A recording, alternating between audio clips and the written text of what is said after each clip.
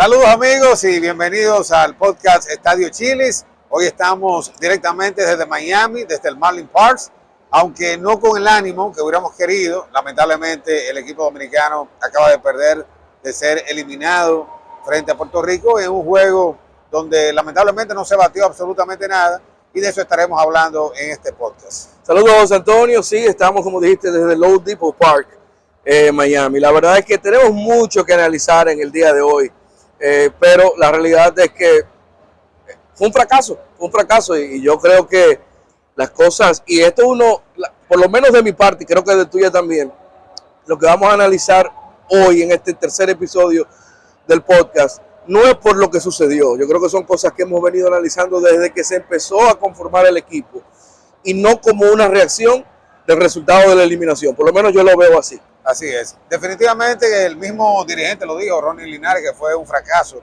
la participación del equipo dominicano.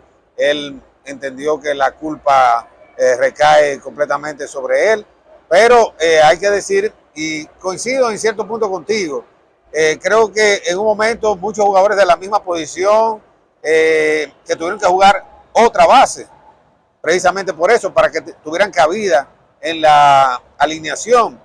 Yo creo que eso también nos pasó factura. Solamente pudimos ganar 2 juegos frente a los 2 equipos más débiles, en este caso Nicaragua e Israel. No pudimos ganar la Venezuela, el equipo no batió frente a Venezuela, como tampoco sucedió hoy contra Puerto Rico. Claro, no hay que quitarle el mérito tampoco a Venezuela, que quedó invicto en su grupo, ni tampoco a Puerto Rico, que jugó mucho mejor en este partido, pero nosotros estamos aquí para hablar de lo sucedido con la República Dominicana. Mira, yo inclusive lo puse en un tuit después de la derrota. El problema no es perder, porque yo creo que un juego decisivo como el que se tuvo ante Puerto Rico lo puede ganar cualquiera. Y como tú dices, ellos sencillamente jugaron mejor. Y yo no sé si tú te diste cuenta o era percepción mía, quizás yo estaba algo pesimista, no lo sé, pero yo sentía en el público unas ganas de ganar más grandes y de los jugadores también, de la parte boricua que de la dominicana. Estoy de acuerdo contigo. Yo sé, esa era la que yo percibía, y qué bueno, parece que no estaba. Lástima que yo no grabé. Tú sabes que las puertas, a la gente que no lo sepa, aquí lo abren a las 5 de la tarde y ya nosotros estábamos de temprano en el estadio. Sí. Y cuando abrieron las puertas, la manera que hubo de boricuas, como que ya desde ahí yo me asusté. Es más, yo estaba al lado de Bian y le dije a Bian, estoy como medio asustado. Y él me dice, no, eso es parte del juego, ¿verdad? Que es un juego decisivo. Sí, pero como no sé, como que estoy viendo más positivo a Puerto Rico, y así se vio desde el inicio del partido, a pesar de que esa primera entrada de Johnny Cueto lució impresionante. Sí, lució muy bien, pero mira, en ese tweet que te mencionaba, yo decía que el asunto no era perder, sino ver cómo las cosas desde un principio no estaban marchando bien. Y eso es algo que hablamos mucho en Generación Deportiva, porque cuando se empezó a hablar de la conformación del equipo y cuando vimos un roster final, y te voy a dar mi opinión y no sé si tú estás de acuerdo, cuando tú ves el roster final, 2 catchers. Eso limita mucho. Y yo sé que después se dio la noticia de que en caso de una lesión, el receptor de bullpen, que en este caso era Julio Ernesto Rodríguez, podía entrar, por eso no podía pasar en el medio de un juego. No. Eso era para un próximo juego. Exacto. Pero eso limitó mucho. Fíjate que cuando se lesiona a Vladimir, el equipo solamente tenía un solo primera base. Hubo que, por suerte apareció Jamer, que quizás fue el mejor bateador de los jugó, batió 500. Pero fíjate que cuando también no le quiero tirar todo el lado a la federación y a la gerencia, pero fíjate que fue prácticamente el día antes que se enteraron que el martes no podía nada más que jugar segunda. Eso limitaba mucho. Pero fíjate, el equipo llegó con 4 jardineros nada más, un solo primera base, 2 receptores, y me voy más lejos. Algo que personalmente a mí no me gustó. 2 jugadores en el roster, léase Nelson Cruz y Robinson Cano, que cumplen una misma función de bateador designado, que no íbamos a hacer el caso porque sabíamos que no caben como titular. Y una primera base ocasional. Primera base de emergencia. Sí. Y bateador emergente. Pero te decía de 3 torpederos y 3 intermedistas, donde incluso esos torpederos estaban jugando en segunda, con excepción de los últimos 2 partidos que jugó el martes el intermedio. Entonces, esas deficiencias en cuanto a la conformación del roster a mí nunca me gustó. Claro, a pesar de eso, el equipo que estaba en el terreno era para ganar, sí, y para avanzar. Claro. O sea, no quiero que piensen con esto que estoy diciendo que ese equipo no era para ganar. No. Ese equipo ciertamente era favorito para llevarse. Por eso lo daban prácticamente en todos lados para ganar el Clásico Mundial. Sí, entonces por eso quería tocar ese tema, porque en realidad yo creo que la conformación del roster para mí, desde el principio, no me gustó.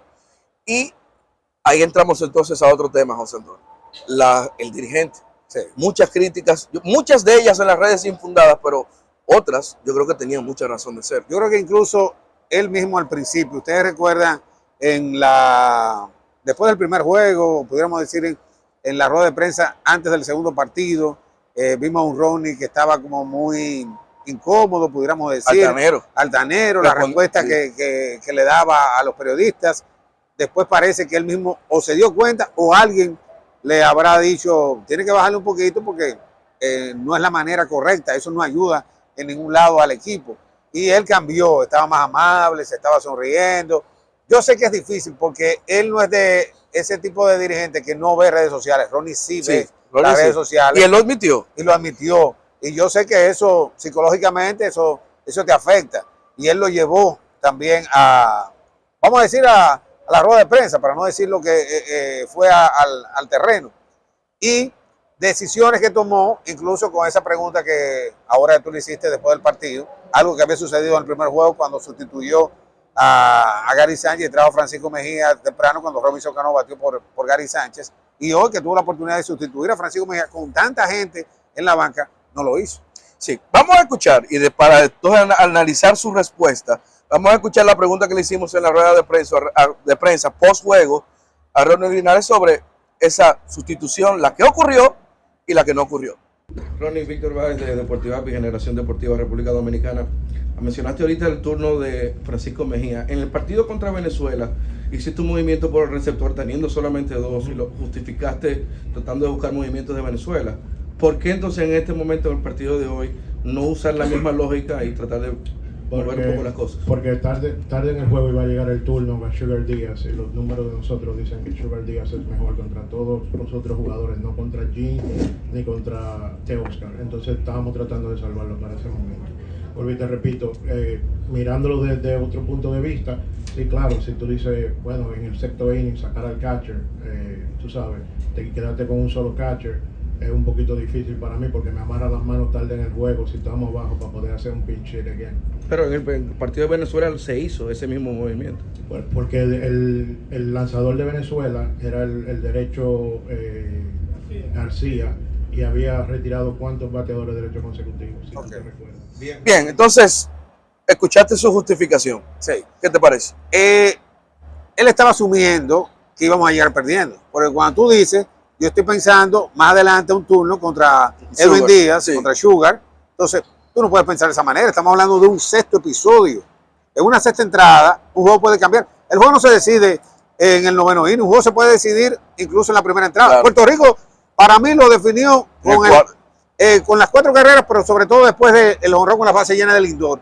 Como que el honrón de grandes ligas, de pequeñas ligas, como le llaman los gringos. Exacto, fue un momento como que Puerto Rico, que estaba arriba, acabó de subir más, y Dominicana, que estaba en la mitad, entonces terminó bajando. Sí, definitivamente. Y tú tienes toda la razón del mundo. O sea, si él utilizó esa lógica, el juego contra Venezuela, de sustituir un catcher en esa misma entrada, en una situación menos apremiante, sí, ¿por qué no hacerlo entonces aquí con Francisco Mejía? Pero ciertamente, si él dice, no, que tengo que guardar bate para Sugar, pero entonces tú estás asumiendo que vas a llegar perdiendo. Y en ese primer juego, entonces, después le tocó un turno que tuvo que dejar a Francisco Mejía, que pudo haber sido frente al Sur, que estaba en ese momento por Venezuela, de traer a Nelson Cruz buscando un palo para empatar el partido. Y fíjate cómo él ciertamente justificó. O William Adame también, que estaba en la banca, jugaba de 30 honrones de grandes ligas. También, pero fíjate entonces en ese noveno episodio, no creo que iba a cambiar nada. Pero es porque ya a veces siento que las decisiones como que no tienen sentido. El segundo bateador del inning era Jeimer Candelario, el que quizás el que mejor, más consistente ha bateado. Batió 500, se envasó, en todos los juegos se envasó, y creo que no me equivoco, estoy hablando de memoria, pero en todos los juegos se envasó por lo menos 2 veces, o con hit o con boleto o ambas, incluyendo el juego contra Puerto Rico, con un boleto y dio un infield hit. Entonces, ¿por qué tú sacas a un emergente, pones a un bateador zurdo para traer un derecho contra Sugar? Sí. Quizás las métricas hablan de que los derechos le baten más, pero independientemente de eso, es tu mejor bateador en el torneo. ¿Por qué sacarlo? Quizás no iba a cambiar nada eso ya contra Díaz, y que por cierto, Ojalá que la lesión que sufrió no sea nada grave. Muchos vieron la imagen de la celebración cuando cayó. Me recordó lo de Kenny Morales sí, esa vez. Esta lució inclusive peor, porque fíjate que fue al instante que los compañeros empezaron a pedir y tuvieron que sacarlo en una silla de ruedas. Ojalá que no sea nada serio y que pueda estar. Porque estamos hablando no solamente del hecho de que Puerto Rico pierde a su cerrador, es los Mets de Nueva York en una temporada completa donde, claro, no estamos asumiendo de que va a perder la temporada completa, claro. Esperemos que no, que sea un asunto de solamente un esguince. Es que Díaz es uno y cuidado de los mejores cerradores ahora mismo, si es el número 1 de la Liga Nacional. Sí, el año pasado fue el número 1. Lo fue, por eso le dieron el contrato que le dieron recientemente. Pero, ahora, como te digo una cosa, también te digo otra. Ciertamente en estos primeros minutos hemos estado criticando, pudiéramos usar esta palabra, a la federación. Pierde, es así, lamentablemente. No vamos a sacar cosas positivas cuando se perdió. Bueno, pero hemos criticado las cosas que han sucedido durante todos estos meses, pudiéramos decir. Pero ya cuando uno está en el terreno, no todo es culpa del dirigente, independientemente de las decisiones incorrectas o no que le haya tomado. Porque si tú pones a ver los números, contra Nicaragua, contra Israel, el equipo batió 409 con corredores en posición anotadora. Contra los equipos fuertes, Venezuela y Puerto Rico, de 22. Dos hits que fueron contra Puerto Rico, 2 hits. Eso es un promedio de 100, si mi matemática no me falla, un 100 puntos nada más. Ese inning, por ejemplo, cuando Manny Machado, con las bases llenas, batió para doble play. En el juego contra Venezuela, tú recuerdas el ponche de Julio Rodríguez con las bases llenas y después falló Juan Soto. Fueron momentos clave del partido. Sí, de hecho, inclusive se le cuestionó en la rueda de prensa del por qué nunca movió a Soto, a Julio Rodríguez, perdón. Y a Devers también. Lo de Devers yo no lo hubiera hecho nunca. No, yo tampoco. Devers no es un jugador que yo personalmente, independientemente de un slump, yo no lo muevo de donde esté. A mí sí me gustaba lo de que el martes de segundo y Julio atrás. Echarlo para atrás. Julio atrás. A mí también. Ese sí era un movimiento que inclusive lo hablamos antes del partido, fuera de cámara. Pero lamentablemente las cosas no se dieron. Yo no sé qué nota, qué calificativo tú le darías, pero yo creo que en este momento, en este clásico para la federación, yo creo que fue un fracaso y una vergüenza. Sí, pudiéramos decirlo así, aunque muchos van a alegar de que, bueno, perdimos de los dos más fuertes. Este era el grupo de la muerte, cuando tú tenías ahí a Puerto Rico y tenías a Venezuela. Venezuela ha demostrado definitivamente que no por el récord de 4-0. Si tú ves el plantel de Venezuela, señores, es un trabuco. Sí. Puerto Rico se veía un poquito inferior al de nosotros, pero tiene a los hombres. Además hay un jugador ahí que cambia todo. Yo veo a Francisco Lindor y eso me recuerda a José Reyes. Esa chispa, esa forma de jugar, el hombre que está motivando a sus compañeros, esa es la diferencia. Por eso para mí, vuelvo y repito, cuando el jonrón dentro del campo de Francisco Lindor, ahí mismo yo dije, no hay forma de regresar. Sí, eso yo creo que a veces los juegos hablan. Y era el quinto inning. Sí, a veces los juegos hablan y yo creo que el juego habló en ese momento. Que por cierto, sabemos que no fue jonrón dentro del parque, es un decir. O sea, fue un hit y 2 errores. Sí. Pero sí, y además también, óyeme, hubo mucha mala suerte de parte de los bates dominicanos. Los batazos salían todos de frente, la defensa...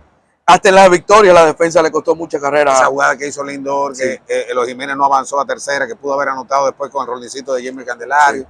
Porque el juego tú lo vas acercando, ¿verdad? De poco a poco. No es lo mismo cuando tú llegas al noveno 5-2 que 5-3. ¿Entiendes? Pero nada. No. Lamentablemente se perdió y ahora solamente queda esperar. Ya Cuba ganó, ya Cuba avanzó. Japón esperar entonces lo que va a suceder. Estamos grabando, ¿verdad? Hoy después de la derrota del equipo dominicano el miércoles, ya temprano este jueves estará jugando Japón. Y México me está haciendo quedar bien. Sí, ya México viene para acá el sábado enfrenta a Puerto Rico. Bueno, enfrenta a Puerto Rico. México dijimos que iba a ser una de las sorpresas del clásico. No hablamos de ganar, pero sí de ir profundo por ese equipo que tenían. Exacto. Hemos tenido sorpresas, porque fíjate, se metió Italia, se metió Australia, aunque... Me voy a adelantar, yo sé que Italia, cuando usted vea este podcast, ya Japón habrá ganado con Shohei Ohtani en el Montico. Lo más probable. Mi gente, vamos a hacer una pequeña pausa. Cuando regresemos hay que hablar de Lidón también, porque esto se puso caliente ya, viene la agencia libre. Bueno, el asunto. Pausa. Interrumpimos la programación habitual porque estamos ocupados momentáneamente. Señores, y todo eso usted lo puede disfrutar aquí en el Estadio Chili's. Mira qué entradita más bonita. Yo tengo los hamburguitos, el pollito. y esas costillitas, ay Dios Ay, mío. eso se ve divino. Oye, sigue tú hablando, yo voy a... No, habla tú. Ya. No, Habla viejo. tú. Yo tengo que mantener esta Bueno, figura. la gente que ven aquí al Estadio Chile para que disfrute el Clásico Mundial, con este gran ambiente, con la buena comida, con los buenos tragos.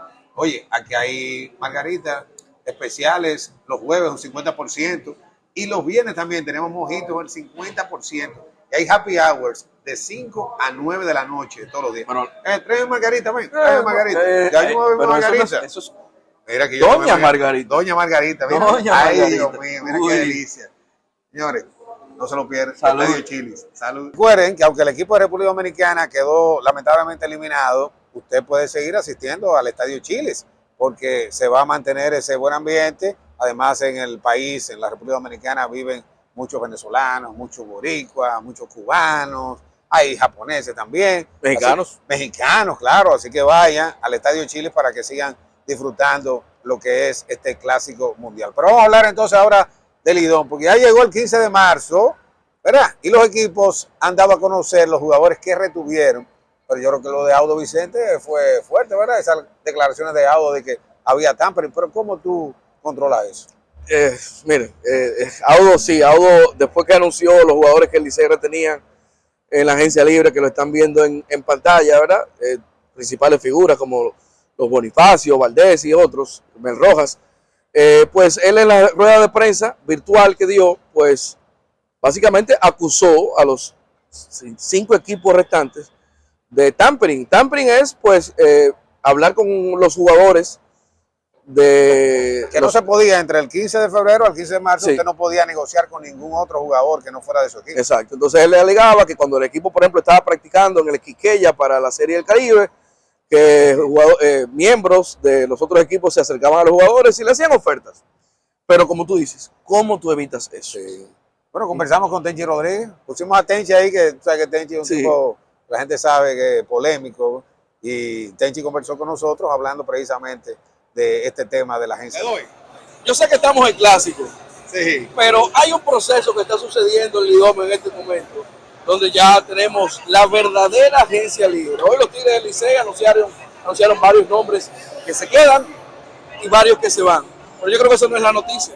La noticia fue lo que dijo Audo Vicente en esa rueda de prensa. Y yo creo que tenemos que aprovechar a nuestro querido Tenchi Rodríguez para que hable un poquito con relación a eso. ¿Qué le pareció esas declaraciones por parte de Audo? Porque si Audo dice eso, me imagino tiene pruebas, pero lo estarán haciendo los demás. Saludos hermanos, qué bueno estar aquí en el Clásico Mundial junto con ustedes. Y sí, uno no puede descuidarse porque aparecen declaraciones que sorprenden a uno. Audo Vicente sabe por qué lo dice, eso siempre se ha utilizado en la República Dominicana, pero ya después del 15 de marzo, por primera vez en la historia de nuestra liga, la agencia libre. Y yo creo que ahora es que se va a poner la pista caliente. Si él dice que están haciendo tampering hace tiempo, él sabrá que algunos jugadores le han dicho. Pero imagino que él mismo también en la Serie del Caribe con los jugadores que jugaron con el Licey. Es algo que mucha gente lo va a ver indelicado, pero para eso existe y aprobaron la agencia libre. Antes de seguir opinando, vamos a escuchar las declaraciones de Audo Vicente para que la gente se ponga en contexto. Entonces, yo creo que tú dices algo muy cierto, Tenchi, porque ¿qué garantía tienes de que en un proceso de un mes, que yo creo que esa fecha se va a revisar en un futuro, tú, tratando de mejorar tu equipo, tú no trates de hacer algún tipo de acercamiento? Y eso yo creo que aplica a los 6 equipos. Sobre todo cuando tú sabes que hay un jugador que existe la posibilidad de tú acercarte a él, hablar con él, porque es una pieza que tú necesitas en tu equipo. Olvídate, yo siento que nosotros nos vamos a acostumbrar a esto, es la primera vez.